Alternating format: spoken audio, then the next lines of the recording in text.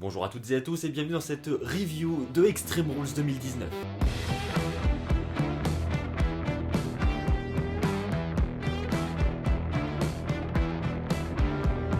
Comme vous pouvez le voir, petite nouveauté pour cette review, je vais désormais vous proposer les vidéos en facecam puisque je vous avais posé la question sur la chaîne il y a de ça quelques semaines. Je vous avais demandé qu'est-ce que vous souhaiteriez voir arriver sur la chaîne, que ce soit des nouvelles émissions, des améliorations, etc. Je voulais vraiment avoir votre avis là-dessus et vous étiez très nombreux à me parler du facecam, me dire que les vidéos où on voit la personne parler c'est quand même beaucoup mieux. Et donc nous allons commencer avec la review d'Extreme Rules 2019, c'est parti. Alors comme à mon habitude, je ne vais pas revenir sur tous les matchs point par point.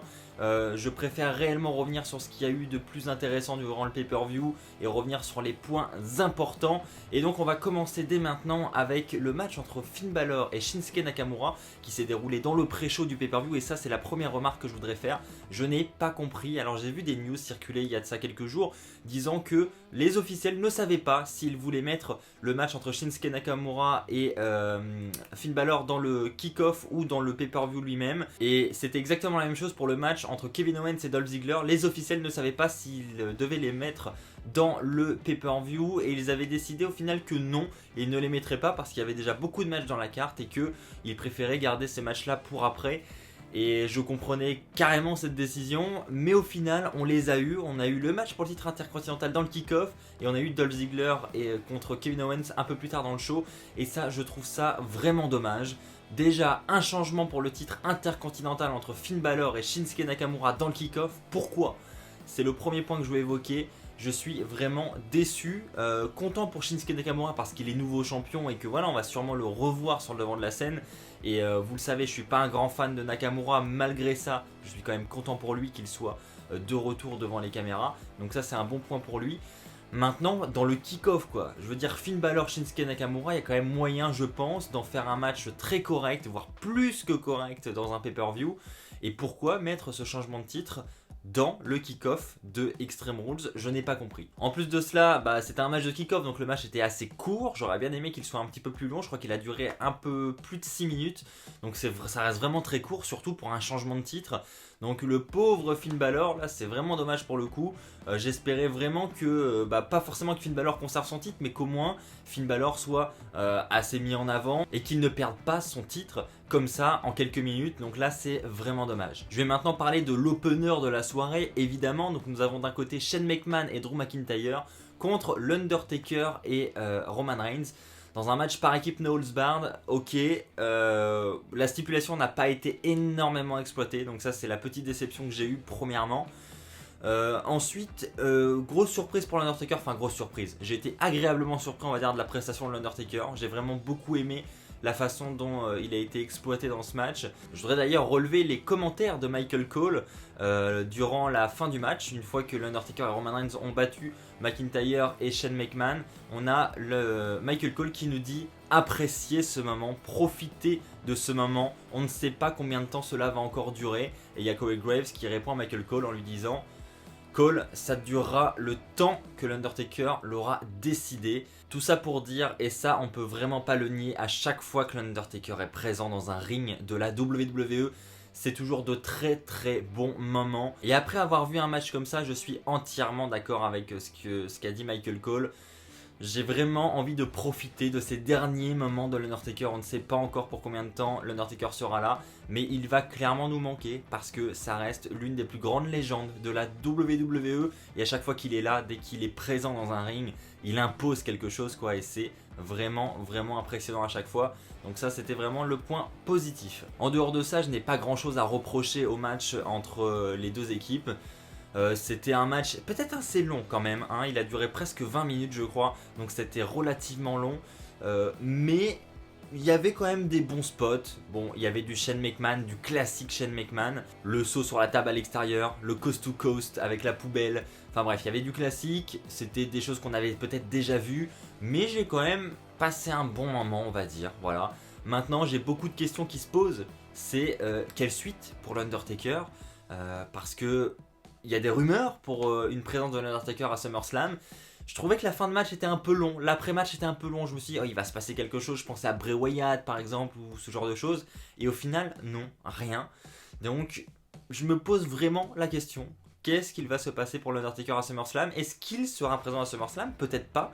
Mais il y avait quand même des rumeurs qui disaient que la WWE prévoyait un gros SummerSlam à l'approche du passage de SmackDown sur la Fox pour préparer des grosses rivalités, préparer des gros pay-per-view pour montrer que la WWE est encore dans la course.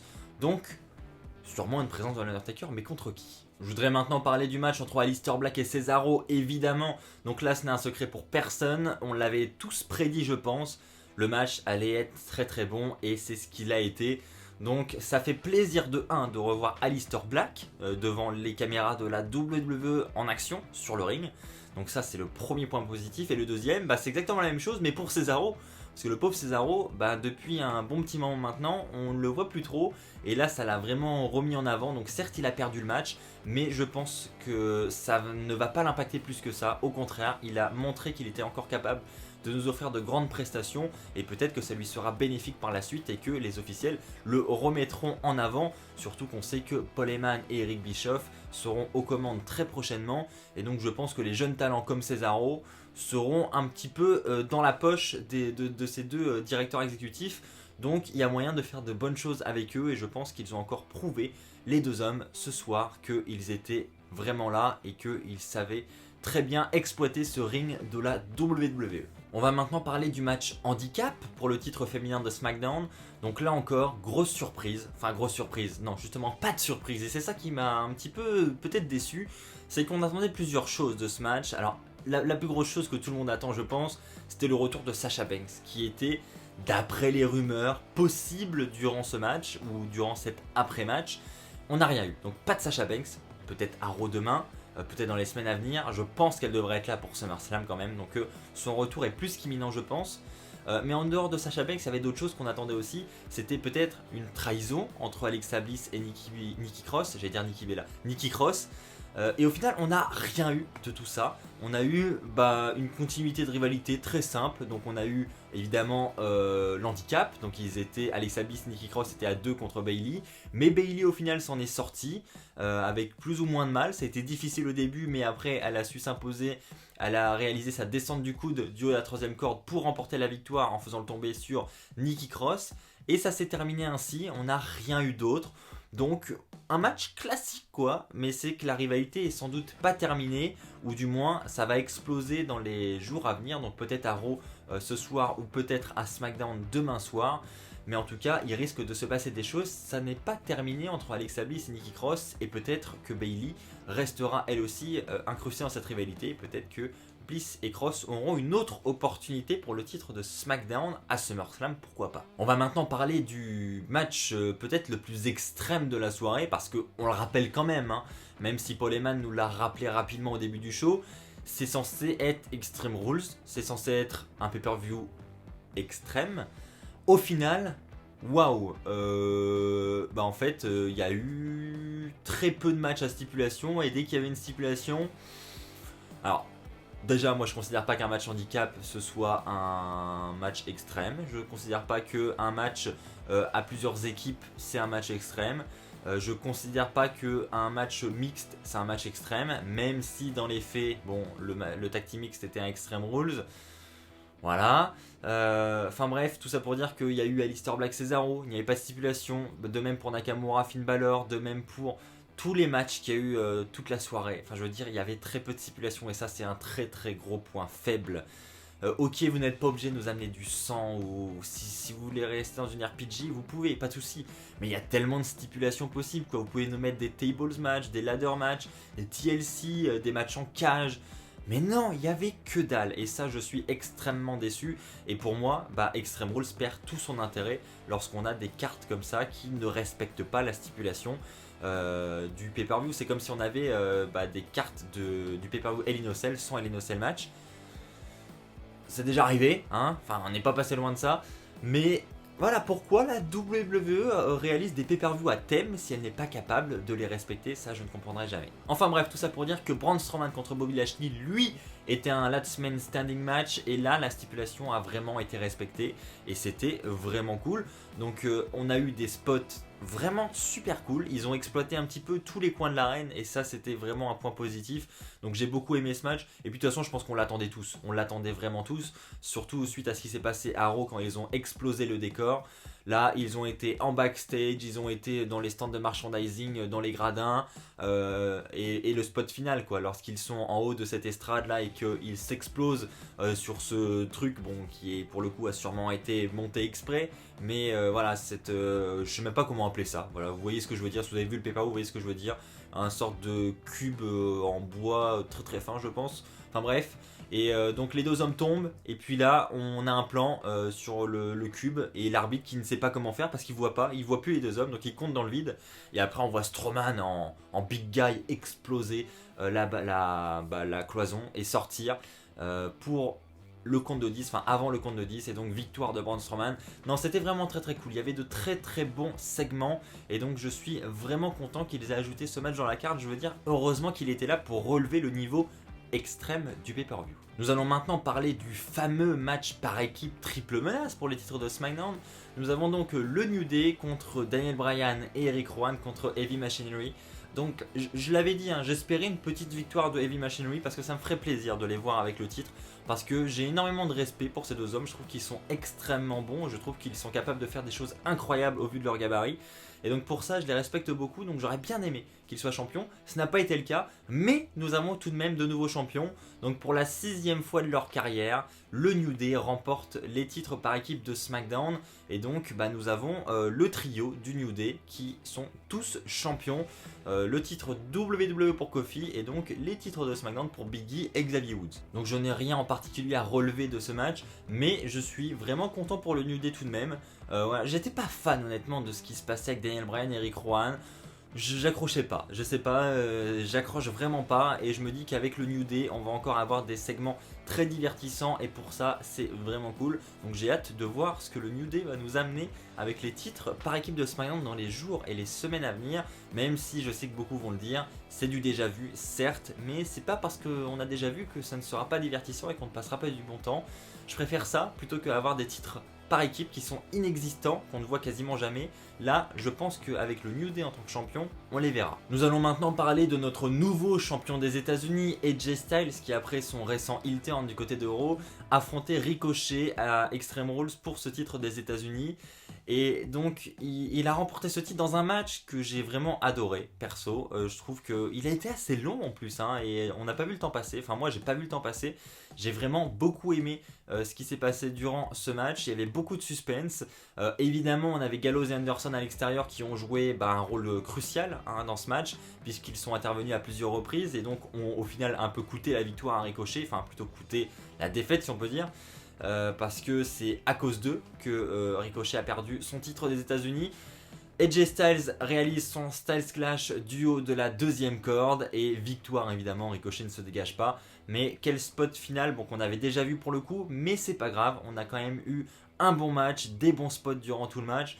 Et je suis content d'avoir Styles champion parce que je me dis qu'avec ce nouveau heel turn qui est tout frais, il y a moyen de faire de bonnes choses. Donc je ne sais pas si la rivalité va continuer avec Ricochet et si le match sera annoncé pour SummerSlam, si la rivalité va continuer jusqu'à SummerSlam.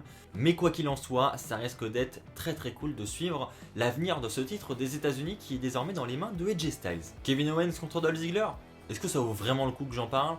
Surtout moi qui suis un petit fan de Dolph Ziggler, on va le dire.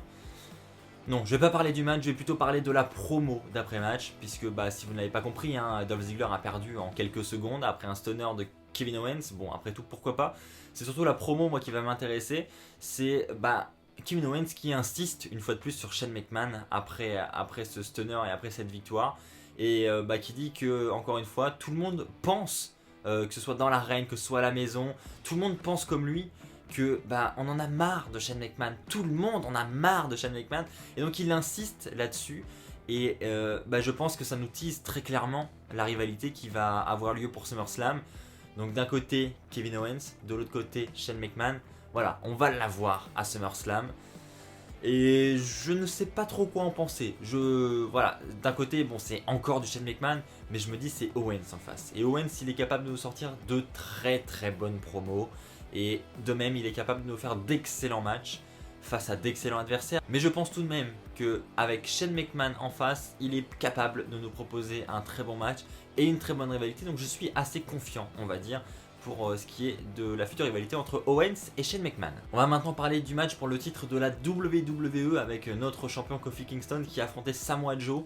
Je n'ai pas grand chose à dire sur le match qui a été assez court en plus, il n'a pas été très très long, moins de 10 minutes il me semble.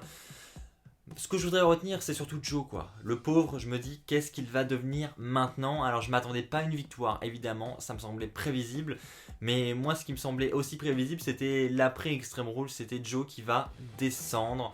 Et je trouve ça vraiment dommage parce qu'il y a beaucoup de talent derrière Samoa Joe. Et donc, je ne sais pas dans quelle direction il va aller maintenant. Et j'espère qu'il va trouver une autre direction et d'autres rivalités. Et qu'il ne va pas couler, un peu comme l'a fait Shinsuke Nakamura après sa rivalité face à... un peu comme l'a fait Shinsuke Nakamura après WrestleMania 34, c'est-à-dire une chance pour le titre et après... Et là, il se retrouve en kick-off de Extreme Rules. Bon, maintenant il est champion intercontinental, donc ça va mieux pour lui. Mais tout ça pour dire que ça peut prendre du temps de revenir sur le devant de la scène. Et donc que j'ai pas envie que Samoa Joe s'efface parce qu'il y a un très très bon talent et un très gros potentiel derrière tout ça. Donc j'espère du fond du cœur que Samoa Joe ne descendra pas de la même manière que Nakamura il y a quelques mois. Bon, on arrive au main event. Et là ça se complique. Ça se complique, bon déjà on a un match tag team mixte, pour ceux qui me connaissent très bien, vous savez que je déteste cette stipulation, je n'aime pas ça. Mais en dehors de ça, bon, on a eu un match qui en plus de ça était un Extreme Rules, donc là comme je l'ai dit tout à l'heure, bon pourquoi pas, c'est clair que j'aurais préféré voir un Extreme Rules ailleurs que dans ce match tag team mixte, mais enfin bon, ils ont quand même utilisé quelques armes, donc ça c'était cool, on a vu du kendo, on a vu des chaises, on a vu des tables, donc on a vu plusieurs choses, ça c'est le point positif. Maintenant,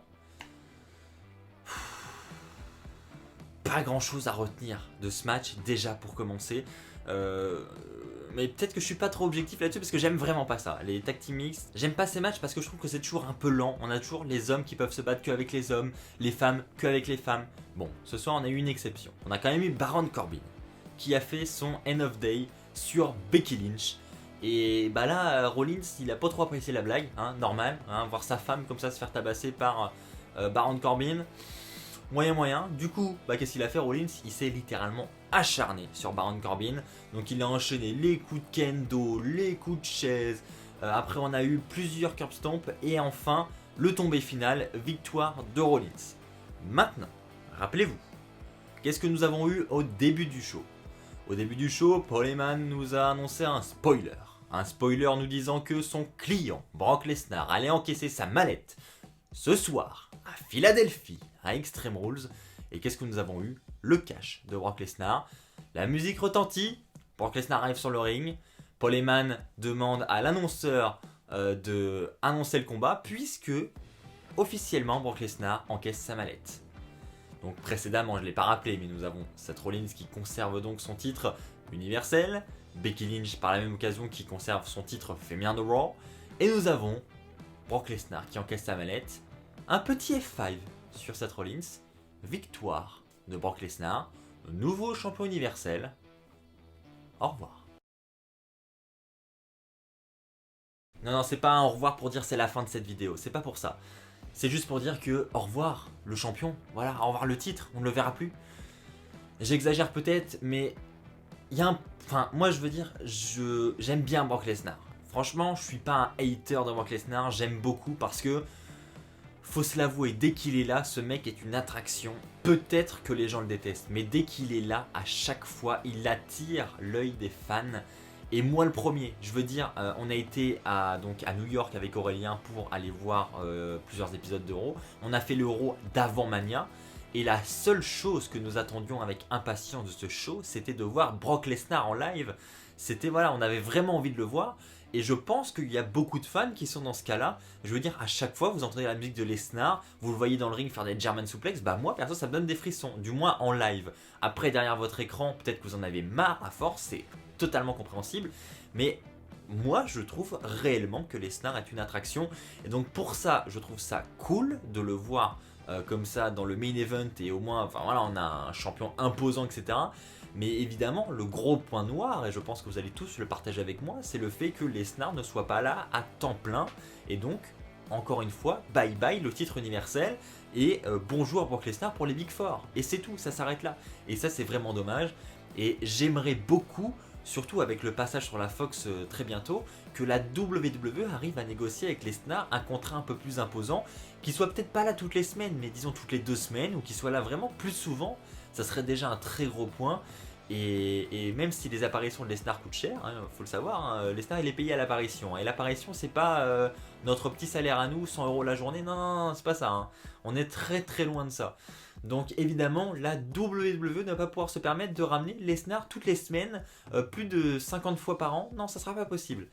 Mais essayez de le ramener un peu plus souvent, quoi. Voilà, ça reste le champion du monde, il est censé être là toutes les semaines, donc il faut trouver un compromis. Bon, évidemment, en vous disant tout ça, j'y crois très très peu, et donc ce que je pense surtout, c'est qu'on aura un champion qui sera absent, et qu'on aura un match à SummerSlam pour le titre universel avec Brock Lesnar, c'est tout. Mais voilà, petite rivalité, voilà, il sera là une semaine sur 3 ou un truc comme ça, mais ça n'ira pas plus loin. Et donc à SummerSlam, il va peut-être conserver son titre, et s'il conserve son titre, on le reverra, bah... Au Survivor Series, peut-être en novembre, voilà. Oh, je suis peut-être optimiste là quand même. Donc voilà, pour conclure cette vidéo, nous pouvons dire que le PRO Extreme Rules a été correct. Je trouve qu'on a eu des bons matchs, on a eu du un peu moins bon, du un peu plus long à regarder, mais globalement c'était correct. Donc un Extreme Rules moyen pour cette année 2019, mais je pense que là par contre on va partir sur de nouvelles bases.